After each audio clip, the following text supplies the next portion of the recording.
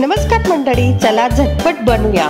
झटपट तयार होणारी मऊसूत जाळीदार लुसलुशीत नाचणीची आंबोळी कशी बनवायची ते बघूया. मुलांच्या टिफिनसाठी नाश्त्यासाठी नक्कीच बनवू शकतात. लहान मुलं नाचणी खात नाही, पण या पद्धतीने जर बनवली तर मुलं नक्की आवडीने खातील.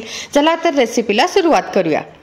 त्यासाठी मिक्सरच्या भांड्यामध्ये 1 वाटी रवा आणि यामध्येच 1 वाटी पोहे घ्यायचे आपल्याला आणि झाकण लावून 2 ते 3 वेळा मिक्सरला फिरून घ्यायचं आहे. कोणत्याही एका वाटीने सर्व साहित्य मोजून घेतलं तरी चालेल. पावडर बनवून तयार आहे. हे बघा मस्त. यामध्ये आता 1 वाटी आपल्याला नाचणीचं पीठ घ्यायचं आहे. 1 वाटी आपल्याला नाचणीचं पीठ घेतल्यानंतर आपण यामध्ये घालायचं आहे 1 वाटी दही शक्यतो आपल्याला फ्रेश वापरायचं आहे. आता इथे काय होतं आहे, मिक्सरचं भांडं छोटं आहे त्यामुळे मी 2 बॅचेसमध्ये हे बॅटर बनवत आहे. आता यामध्ये काय करायचं आहे, ज्या वाटीने आपण दही घेतलं आहे एकाच वाटीचं सगळं प्रमाण ठेवायचं आहे आणि त्याच वाटीने आपण इथे पाणी घ्यायचं आहे. हे बघा 1 वाटी मी इथे पाणी घेऊन मस्त झाकण लावून याचं बॅटर बनवून घेतलेलं आहे.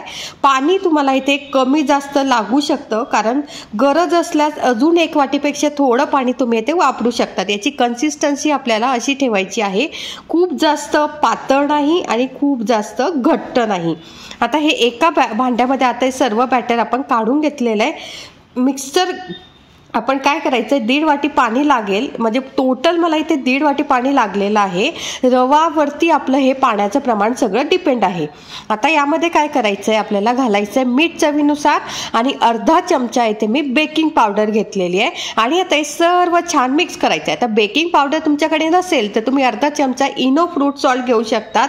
आता तुम्हाला हे दोन्हीही वापरायचं नसेल तर आदल्या रात्री बनवून तयार करून ठेवा हे बॅटर आणि दुसऱ्या दिवशी नाश्त्याला बनवू शकतात, कारण बॅटर छान फर्मेंट होतं आणि त्याची आंबोळी छान अशी तयार होते. आणि ही 10 ते 15 मिनटं आपल्याला रेस्ट करायला ठेवायचं आहे, कारण आपण यामध्ये रवा घातलेला आहे. रवा छान फुलून येतो. आता हे बघा मस्तपैकी आपलं हे बॅटर 10-15 मिनटानंतर तुम्ही बघाल असं थोडंसं घट्ट झालं, कारण त्यामध्ये रवा होता, रव्याने पाणी शोषून घेतं. आता आंबोळी बनवण्यासाठी आपलं हे बॅटर तयार झालेलं आहे. आता आपण काय करायचं आहे, हे बघा मस्त आपलं बॅटर हलकंसं झालेलं आहे इनो घातल्यामुळे, बेकिंग पावडर घातल्यामुळे. आता इथे मी काय केलेलं आहे, तवा घेतलेला आहे आणि तवा घेतल्यानंतर छान गरम करून त्याला तेल लावून घेतलेलं आहे. इथे तुम्ही नॉनस्टिकचा तवा, बिडाचा तवा, कुठलाही तवा तुम्ही इथे घेऊ शकतात. इथे माझा हा नॉनस्टिकचा तवा आहे, हा रोज चपात्यांसाठी मी वापरते. आता काय करायचं आहे, यावरती 2 पडी मस्त 1 ते 2 पडी तव्यावरती आंबोळीचं बॅटर घालून घेऊ आणि हलक्या हाताने जाड किंवा पातळ आपल्याला बनवायचं नाहीये, थोडंसं असं मध्यम कन्सिस्टन्सीमध्ये ही आंबोळी बनवायची आहे. हे बघा मस्त याला अशी जाळी सुटते आहे आणि यावरती आता आपल्याला झाकण ठेवून घ्यायचं आहे. म्हणजे झाकण ठेवल्यामुळे काय होईल, ती वरच्या साईडने जी आंबोळी आहे ती छान शिजते आणि 1 मिनिटासाठीच तुम्ही झाकण ठेवायचं. 1 मिनिटानंतर तुम्ही बघाल मस्त ही आंबोळी वरच्या साईडने सुद्धा छान शिजलेली आहे. तुम्हाला हवं असेल तर हलकसं दुसऱ्या बाजूने सुद्धा तुम्ही शेकून घेऊ शकतात, पण शक्यतो आंबोळी ही एकाच साईडने शेकली जाते, पण मी दोघं साईडने हलकंसं शेकून घेत आहे.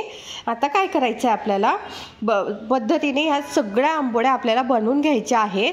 हे बघा मस्तपैकी ही आंबोळी मऊ आणि लुसलुशीत अशी तयार होते. आता पुन्हा आपण वरच्या साईडने थोडंसं तेल लावायचं आहे. हे बघा इथे मी आंबोळ्या तयार करून घेतलेल्या आहेत.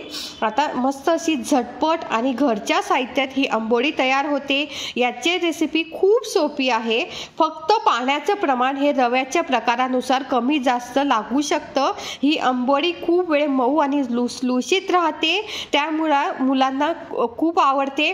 मुलांनाच काय, मोठ्यांना पण, जे म्हातारे लोक असतात त्यांना खाण्याचा प्रॉब्लेम असतो त्यांना ही मस्त ऑप्शन आहे. एकाच बॅटरपासून तुम्ही डोसा आणि आंबोळी दोनही बनवू शकतात आणि ही खायची कशी, तर शेंगदाण्याची चटणीसोबत तुम्ही खाऊ शकतात. आणि मस्त ही आंबोळी तयार झालेली आहे. झटपट बनणारी ही आंबोळी रेसिपी नक्की ट्राय करा. रेसिपी आवडली असेल तर लाईक, शेअर आणि सबस्क्राईब सुद्धा करा. Happy cooking.